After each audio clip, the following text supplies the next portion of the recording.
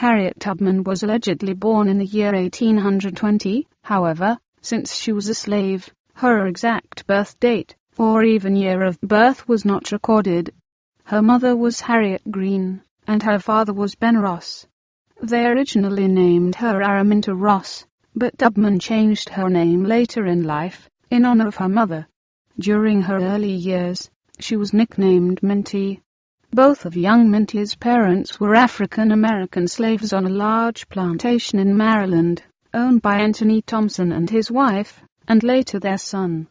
Minty's parents struggled not to separate the family, as people wanted to buy their children as slaves. These events in young Minty's childhood may have inspired what she did later in life as Harriet Tubman. During her teenage years, Araminta suffered due to a serious blow to the head with a 2-pound dumbbell. During a trip to the grocery store one day, a slave had escaped from his hard work in the fields. His owner was infuriated. When the slave's owner asked Minty to restrain the man, and she did not, she walked away. When the man's slave was running away from him, he threw the weight at his direction intending to hit him. Instead, it hit Minty on the head. She fell unconscious and bled profusely. Due to her injury and deep religiosity, she started hallucinating and having dreams which she thought were signs from God.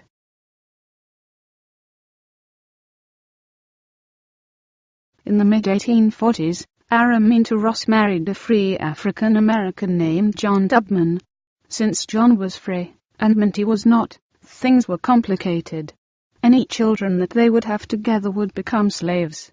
After the marriage with John, Araminta adopted her mother's first name to honor her, and took John's last name.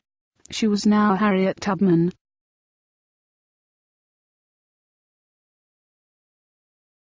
On September 17, 1849, Harriet Tubman and her brothers Ben and Harry escaped from slavery. Harriet's owner at the time, Elizabeth Brodess, offered a $100 reward for each slave that was returned to her. Out of fear, Harriet's brothers turned back, causing her to do so too. After that, she had escaped on her own using the Underground Railroad, a network of abolitionists that let slaves rest at their homes while traveling north. Harriet used Polaris, or the North Star, to travel eventually to Pennsylvania. She later discussed her experience. When I found I had crossed that line, I looked at my hands to see if I was the same person.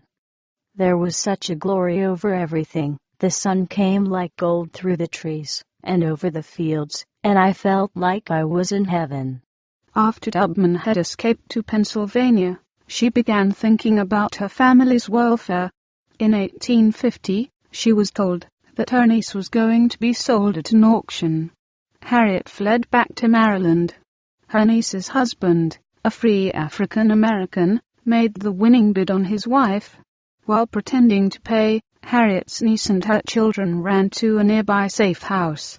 Her husband met up with them later, and then canoed them up to Baltimore, where they were met by Harriet Tubman and safely guided to Pennsylvania.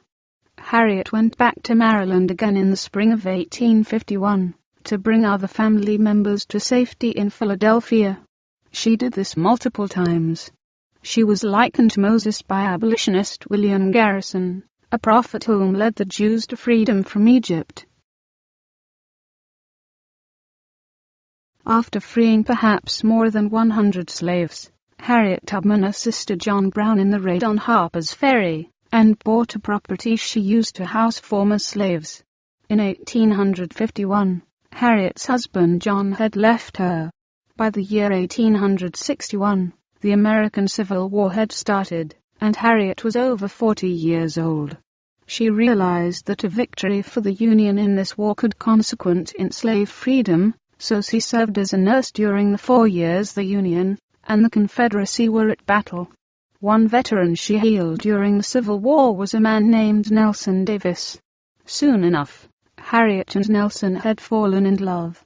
They were married on March 18, 1869. In 1888, Nelson Davis died. In Harriet's last years, She promoted women's suffrage, the ability for women to vote, and she even worked with Susan B. Anthony. In 1913, at over 90 years old, Harriet Tubman died. However, her legacy still lives on to the present.